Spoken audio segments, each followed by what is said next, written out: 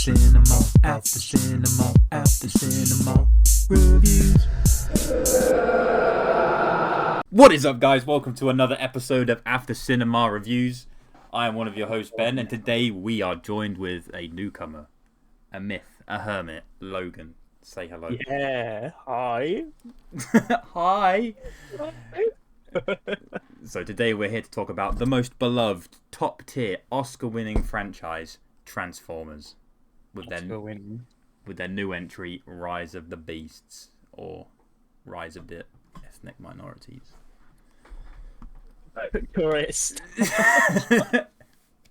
No. Yeah. So as Logan's not been on this before, we'll give the lowdown. The beginning bit, it will be completely spoiler free. So anybody that hasn't watched the film, you're welcome to watch this part, and then when we hit spoiler territory, just politely fuck off, unless you want to hear spoilers. So, Hit the ground running with the F-bombs. I didn't know what I was allowed to say, but you're allowed to say pretty much anything within reason. Wow. I mean, what is monetization? I know. I mean, like, my comment in the beginning wasn't the most amazing, but it was definitely. No, not great. You should edit that. I mean, is it really that bad? I don't know. It But could be. It could be. It wasn't We can meant to think be. about that in the editing process. What editing? What editing? I mean, there definitely is that noticeability with this Transformers movie compared to other entries of the other 6. There is definitely. It was very much trying to make a point for 30 minutes, wasn't it? Yeah, there was not every. There was not. I don't think like a single white person for a while. It was just the Bronx. Which, I mean, cool to take a look at that different aspect, and there was nothing particularly wrong with it at all. Nothing was shoved down my throat, which always helps. I mean, it was set in the 90s. It was a very prevalent problem then, but it didn't make the main cast of humans feel very overbearing, despite. No, it just it was the same problems that I could only assume that they and have seen on TV and things that they struggled with in those times anyway. So that was nice that it wasn't just fucking shoved down my throat like an egg. Yeah, but it did a good job of highlighting issues in the 90s, and then gave us what we all came for with the fucking robots, big old robots. Now, one of the biggest things that I loved from this movie was the fact that it was actually quite funny. I found myself chuckling at many a point in this movie, and it wasn't just crude Transformers Revenge of the Fallen, like a Autobot pissing on another Autobot or something like that. It was just genuinely funny, which was quite refreshing. It really did strike me of that original G1 feel, when you got to see Optimus Prime slam dunk in a basketball game. I wouldn't have been surprised if that could have shown up in this movie. It had that kind of comedic twist to it. I know, Mirage. I didn't even realise he was voiced by Pete Davidson, which I just didn't pick up on at all. But he definitely put a very good spin on it, and I found Mirage to be definitely the most enjoyable character in this film, and I think he's meant to. He had all the potential to be very endearing, and then didn't do that in a way that was quite refreshing. Most so. Optimus at the beginning, to be fair, was a little bit of I don't know. We kind of saw him coming down to earth in the previous film, and then he's kind of here and has been here and is basically an old wrinkly man that just kind of wants to leave.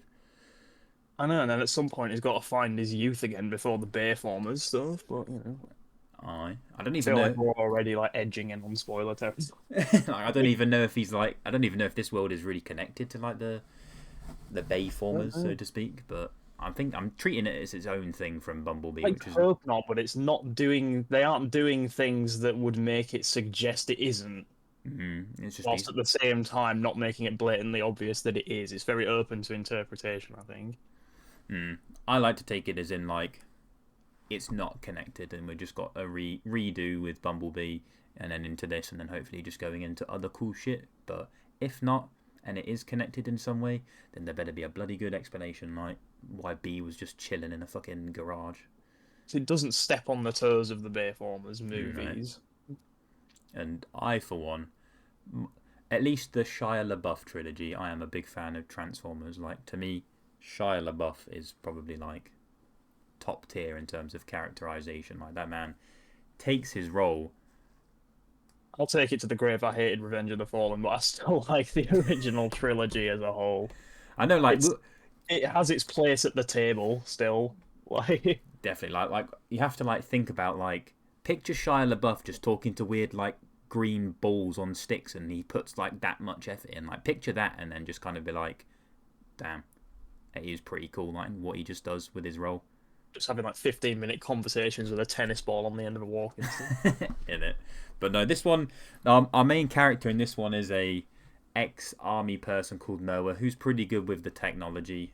You know, There had to be an army person somewhere. It's Transformers. you know, we need that person in here, and you know, he's got like a sick brother. You know, who was probably for me the most cringiest part of this film. I could have done without that, but.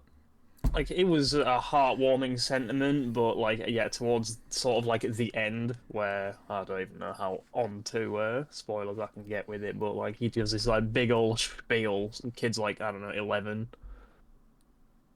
He just wants to beat the Bowser fucking game from Super Mario, and gives the whole anime speech of, you know, Our boy Unicorn in the poster is getting in the way of him beating Bowser, and he's not having any of it. Just like, come on, bro, you know, you gotta beat him, man. But no, I could have done without some of that stuff, and I think maybe the beginning bit was maybe like a smidge like too long. I wish we'd maybe either had more stuff with the robots before that, or just that bit was shortened down a little bit. But They kind of compensated a bit though, because after that a little bit too long intro, we did go straight into mass groups of robots beating the crap out of each other in a car park. I know, like, we'll get onto that in the spoiler territory, just so that at least we can then talk about it in the spoiler territory. But no, it was fucking cool seeing the Maximals for the first time on like the big screen. Like, Oh yeah, they come were live action. They looked fucking sick. Like, there is just like this. This isn't even a spoiler. You just hope that they say it, and it's good. There's literally like, you know, if you were a fan of Power Rangers and you love the fucking team up episodes, this shit here is right for you. There's a bit where the fucking Autobots and the Maximals are next to each other, and they're just like, Autobots roll out and Maximals maximize, and I think I got an erection. It was great. It feels like it should have been cheesy in 2023, but it just made sense. It wasn't cheesy. It was cool. Yeah, I had goosebumps. Even thinking about it now, I've got like slight goosebumps because it was just fucking sick. They took like. I don't do the cinema often, but I'd go see that movie again. I'm not gonna lie. But nah, it was just good. Like once the action and things started, it was just good. It just kept going, didn't it? Like. It was a very like generic story, but I think especially with Transformers, you don't need anything too complicated. You just need you know, this. If you've watched Revenge of the Fallen, you kind of know what's going to happen in this film, just because the plot is fairly similar, Garishly similar. And for being the second film, it was quite like, you know, coincidental, or maybe not coincidental, but I mean, it was enjoyable. Like literally, once that last third happened for the big battle. I can't wait for that to be physically released, because I'll probably just watch that again. Just burn that entire fight scene onto its own disc. I know, like, cause like that's how you like. To me, at least the Shia LaBeouf bit, and most of the Transformers films as a whole, their normal end big fights are normally quite enjoyable. Yeah. And like, I don't really have a gripe with Michael Bay at all. With, you know, with the people being like, oh, there's all these explosions, and you know, what fucking other films are you gonna see just a ton? Blood, bro. Yeah, like what, you know, what other films are you going to experience just crazy amounts of explosions? Like, there's fucking like giant, you know, nearly 20 feet fucking robots just roaming around New York. Where else am I going to see explosions? You've got to consume your Michael Bay movies like vitamins. You got to take them with movies that don't have explosions to balance out. I know, like, it's just, but no, very enjoyable. There is a mid-credit scene, nothing too like amazing, nothing like this, like boom, this is what's going to happen next. The end part of the film, very very cool, and we'll get onto that in a bit. But oh yeah, for me, I'm about you know, it was refreshing to have this next entry to Transformers not feel bad at all. It gives me hope that we can start to get, for a generalized audience, a more quality sort of Transformers thing for people to enjoy, and stop shitting on Transformers. It's good to see like the second movie still cements that you can have a modern Transformers film where they all retain that sort of classic art style. They don't need to look like a big mess of bits and bobs. I mean, I would quite definitely take like a spin-off series with just the fucking Maximals, to be honest. Oh yeah, definitely. Or spin-off film, just Optimus Primal just chilling in the jungle. Just having a little sit about. Yeah, right. Beating around the bush. quite literally beating around the bush. I tell you what though, this like the viewers will not understand the context, but when he was chasing after a certain person that was flying, he was just no. Actually, no. Ignore that. That's not even the bit I'm on about. When Optimus at the end has the speed boost for the context that you know about, he was just in front of them, going faster, just running. And He's an absolute powerhouse. he was just speed incarnate. There is a few bits in this film where the CGI stuff and the green screen doesn't meld very well with some of the humans, but I mean, I can take those shortcomings. I did notice it, I think, on 3 occasions where it didn't look that amazing and looked very just like Noah had been pasted on, or just Noah definitely wasn't in some Terracon's hands.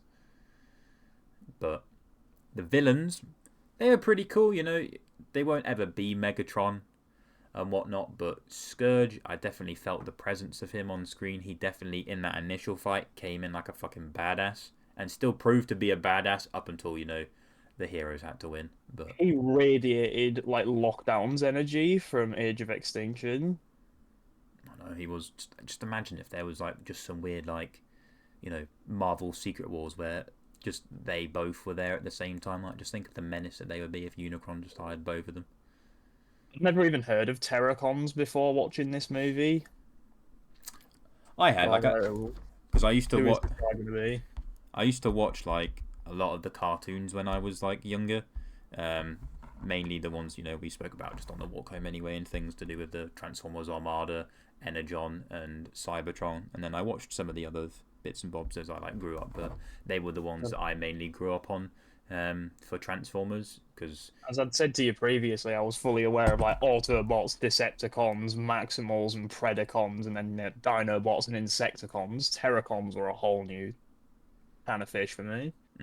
Because there's Minicons, and they're the ones that kind of in the Unicron trilogy at least, they're the big hitters. Although they're small and they basically help power up other Transformers, or like they do stuff to do with like some of the weird keys that they have later on in the show and whatnot. But they're like they were being used on each side to help fight their like war against the Autobots versus the Decepticons, and they pretty much were just like, oh, we're peacing out, we don't want to be used for war anymore, and crashed on the moon and ended up on Earth. There's some teenagers bicycle, skateboard, and I think a scooter.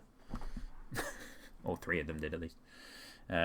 But no, I think I pretty much like the. Actually, no, I've not. I was about to say I think I've said everything, but the music is actually pretty cool. It felt a lot like kind of Fast and Furious music, but it felt like it fit, which was nice. Sitting in the cinema, getting my brain absolutely turned into a slurry by the bass boost. The bass was. I don't know if that was just specific to that cinema room, or if that was what it's actually going to be like. It will just have a very heavy bass, but it's the bassiest film I've like. That movie vibrated. It was something else for sure, something else. But no, I think I've said like my 2 cents, although I'll probably say other stuff during the spoiler bit. But my 2 cents is said for how I enjoyed the film. I really enjoyed it. I'm happy this has come out. It needed to be. I can't wait for it to be physically released so I can just kind of watch it and just have like a fucking 7 film Transformers binge and just really eat up all of the.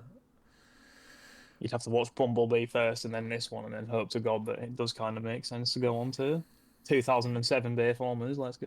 In it, like, imagine if it actually did end with like Bumblebee just becoming that car and just existing. Yeah, it would be fucking. Turns into a Camaro. Be fucking sick. But right, if you're going past this bit, fuck off. Unless you don't want to hear spoilers. Real opinions. Now. We're gonna get straight into the spoilers. So past this point, you're doomed. Absolutely rip the shit out of this movie now. So pretty cool that it's connected to G.I. Joe now. Oh yeah.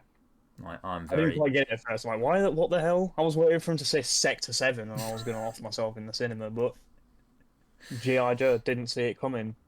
I know, because that opens up like the world so much, because we could just even get like Teenage Mutant Ninja Turtles as well. Oh, that'd be so busy, wouldn't it? Oh, but it'd be so good. Imagine it. It'd be wild in. Oh, cowabunga, dude.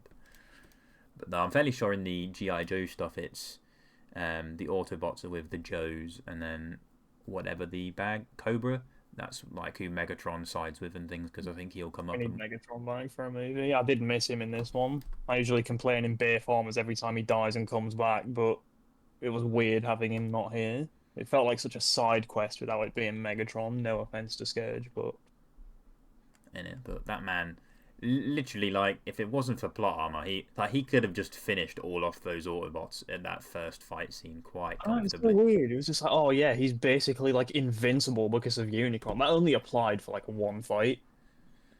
In it, and then Optimus was just like, I'll avenge Bumblebee. Inserting that Bumblebee died as well. But They were just like, oh yeah, bro, let's just imagine he's not invincible, and then he wasn't, and then he beat his ass. But maybe they just forgot.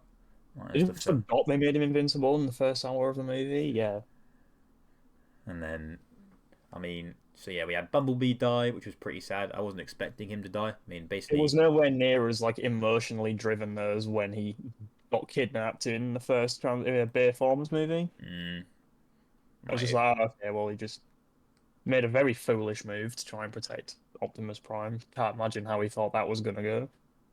I know, and Optimus even busted out his weird, like, fucking heated grip, like, I think, Prime specific fucking weapons. And Yeah, his they were just doing spicy nothing. energon blades. Innit? And they were doing nothing to Scourge. And Catching it in his weird little tentacle hands. I know, he just existed. And then even later on, even in Fight 2, it was, like, still not even. And then finally by the third fight, even then, like, he'd only just got a bit better. And I still don't think he could randomly beat Scourge in a one-on-one. No, but our human caster. uh, Insert or quirky black lady that, has a white lady boss that doesn't listen to her but's really smart, and then just somehow figures out this weird ancient passcode for stopping bringing had to be Unicron somebody, here. dude. Ah, she wrote down two symbols from two things, and It's that's conveniently exactly what they needed. like, don't make your passcode 12345 type of thing. It was pretty much how it felt.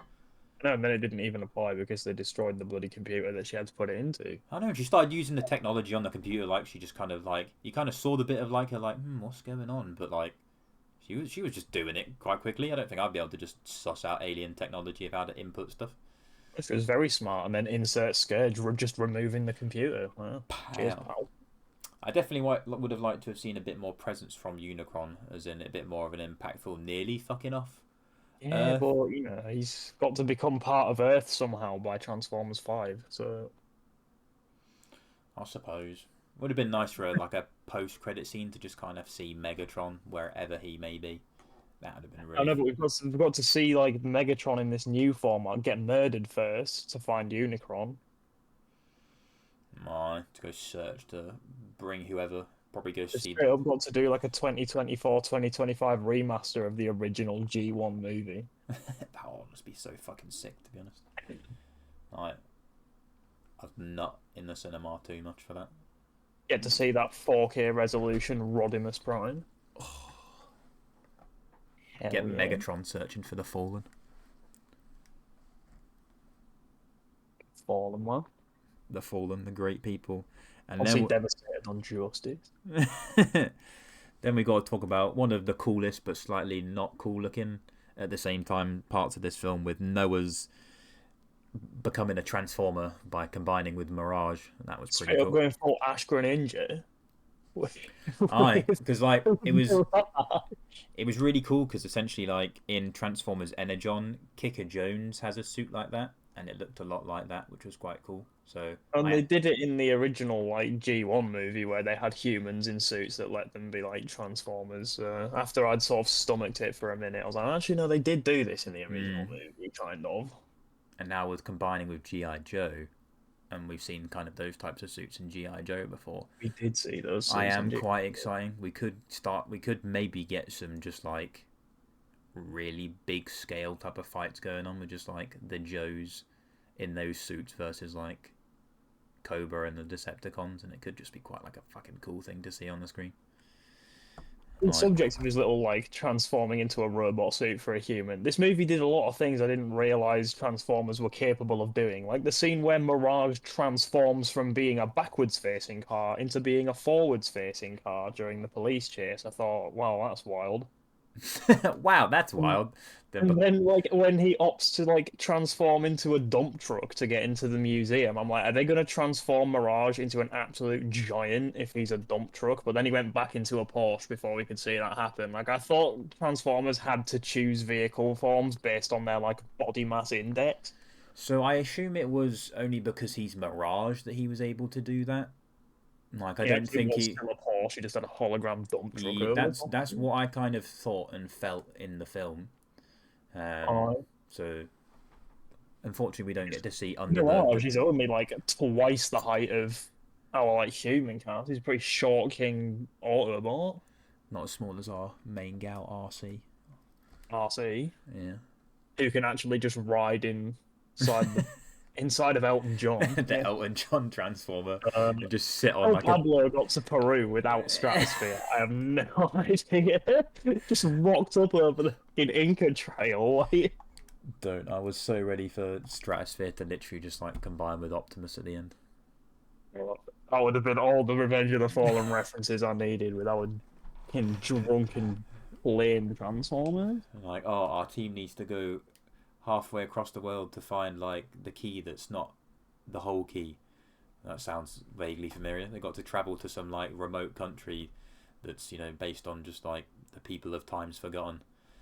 Go over to Egypt to go pester an ancient civilization for half of a thing, yeah. Yeah. Oh, what's that? The Transformers came here before and riddled themselves with ancient tribes. They've been here this whole time. Yeah. Like It was feeling well too familiar. it was, but it was good. It was good. I enjoyed it. Like the Maximals were absolutely on fucking point. Like because I was literally just sat there waiting. And I was like, are they not gonna fucking maximize? Like, am I actually just gonna? Yeah, they did stay as animals for a good long portion of the movie. I just wanted to see more of the fucking Rhino, man. Like, Oh, the Rhino was like the most exciting screen presence in that final battle of brown on grey on black. I just wanted to see Rhinox just be a fucking tank, man. Like, massive glowing green hammer, just absolutely DDoSing people.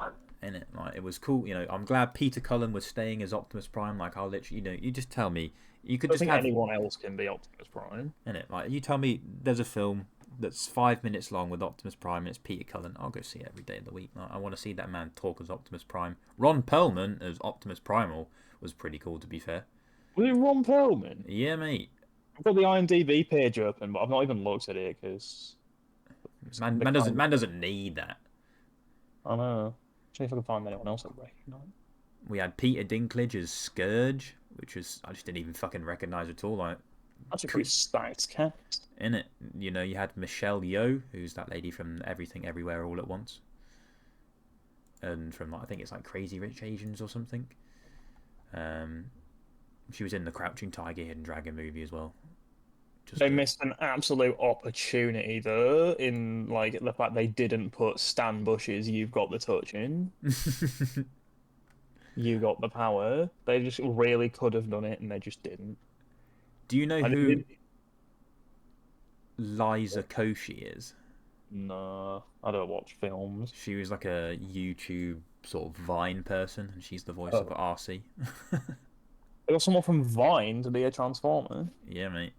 Damn, that's impressive. Oh, and I was really happy that we got to see like the Scorponok, like the Predacon scorpion things that you kind of. Oh yeah, because they are in like the Bayformers. I'm like, oh cool, look, one of them. I don't know if they were necessarily Predacons. Sorry, I think they were just like different because they had the Decepticon badges on them. So it was just it was cool to not the ones in this movie that we've just watched, but the ones in the Bayformers did have the Decepticons logo. But it was cool to see those because they look just like familiar and still look really cool. And it's just like tying it together just a little bit. And at least it shows that like the Bayformers Transformers in 2007 still holds up really well because like they still remaster Bayformers, still with Shia LaBeouf, but with all these new Gen 1 art styles like Bumblebee and Optimus Prime looking the way they do in this. Don't know, that should be fucking cool. Like Bumblebee sadly got sidelined because he was fucking He's peaced out. got his own movie. He kicked off this new franchise without Michael Bay. He's had his screen time. Oh yeah, and it was nice to see him come back at the end as he basically just dropped down and was just absolutely fucking kick-ass. He basically just did like a Guardians of the Galaxy, like just bust a move and danced and just tore up the fucking enemy real quick. this bizarre link between the movies. You know, you had like 8 years difference where at the end of Bumblebee, Optimus Prime was like, "Oh, bro, we're so keen to get to Earth," and then within about the first half an hour of this one, they're like, "We've been here too long. I don't want to be here anymore." I was like, "We didn't even In it, see man. you get here." I hate it fucking here. It's fucking horrible. Get me off of this rock. Even uses it as a fucking like thing against Scourge to be like, yeah, you'll die on this planet. Like you wouldn't want to die on here, pal. That's the worst way to die. He shouted. In it, but God, fucking hell. Like it was just, other than the fact that the people at the fucking cinema were the worst I've ever experienced. Like, any time there was not talking that made anything else unaudible, I could just hear that fucking group of fellas at the back just talking constantly. It was so irritating. Like, I thought the cinema in so long. I don't think people just talked through it whilst I was there.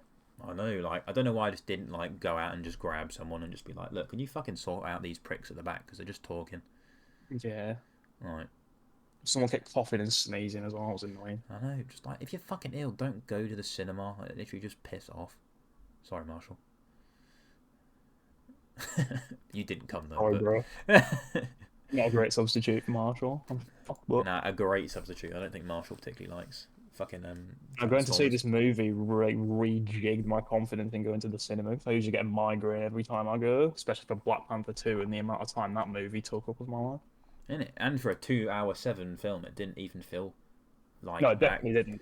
That crazy long. So that was good. Barely even hurt when I stood up. I'm quite fidgety, but that's just because I always am fucking fidgety, annoyingly. It's in standard seating. It's not the finest sort of in the world. Could have literally just like sat back 2 seats and we would have been fine. Aye. But no. I think that's all the opinions I have on it. I'm still mad about Stan Bushnell being in there. Maybe they'll do it in the next movie. Hopefully so. I am quite gassed to hear anything about them. But no, yeah, we're pretty much, I think, done with this.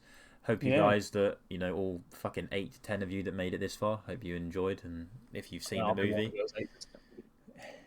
hopefully, you know, you go to see the film and get a better opinion of Transformers if you are part of the vast 99% of people. Who hates Transformers? I don't think anybody does. I know a lot of people that dislike Transformers. What people who genuinely just dislike Transformers? I've had people sit and tell me that they focus too much on the humans, that there's too many explosions. They did do that a lot in Transformers. They didn't do that in this. And I'm just like, damn, pal, you're going to go watch fucking, like, a romance film and moan that there's too much romance. Like, too many people in this movie. Where are the Transformers in my Love Actually? Yeah, like, could you imagine that? If like it started off as like a rom-com film and they didn't show you in the trailer, and then just suddenly it just ended to like some weird. Primal was gonna bite the head with a giant skull. It just turned into like a fucking horror film with Decepticons and Predacons just murdering the populace, and then it just ends with all hope being lost of just one man's foot going, calling all Autobots, and it just. It just ends with the Prime Minister of the United Kingdom having Christmas dinner with a bunch of random extras, including Maximals, apparently. Oh, don't, bro. Like, I don't know if we're going to see the Maximals again, though. Like, if they're teaming up with G.I. Joe, I hope to see them again. Like, well, they've definitely set them up to at least come back or something. Like, just please. But no, thank you everyone for watching. Don't forget to like, comment, subscribe, all that tasty stuff. And tune in for the next After Cinema reviews. Take care. Thanks for having me. You're welcome, pal. Hey, thank you for watching the video. Click the button to keep watching, or click the other video for more videos, and don't forget to subscribe.